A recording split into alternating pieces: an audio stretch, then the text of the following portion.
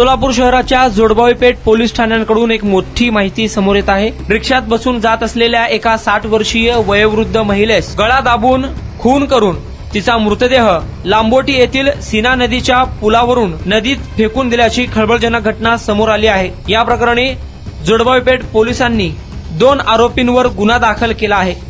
दीपक साळुंके वय वर्ष 40 राहणार जय मल्हार नगर बाळे सोलापूर व एक अल्पवयीन मुलगा या गुन्ह्यात आरोपी आहे। साळूबाई नागेश वाघमोडे वय वर्ष 60 राहणार स्वागत नगर MIDC सोलापूर या 60 वर्षीय वृद्ध महिलेचा खून झाला आहे। या संदर्भात पोलिसांनी दिलेल्या माहितीनुसार साळूबाई नागेश वाघमोडे ही महिला रिक्षा क्रमांक MS 13 CT 5482 यामध्ये जात असताना रिक्षामधील आरोपींनी चोरी करून जीवे ठार मारण्याच्या उद्देशाने महिलेचा गळा दाबून तिला ठार मारले।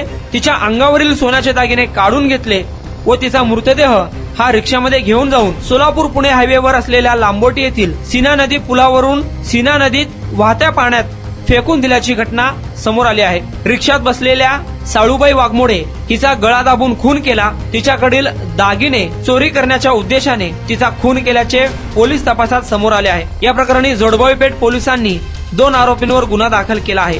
सदरची घटना 27 जुलै 2024 रोजी दुपारी 3 वाजेच्या सुमारास तरटी नाका ते सोलापूर पुणे हायवेवर सीना नदी लांबोटी या गावादरम्यान घडल्याचे फिर्यादीत म्हटले आहे। अधिक तपास जोडबावी पेठ पोलीस स्टेशनचे वरिष्ठ पोलीस निरीक्षक चव्हाण हे करत आहेत।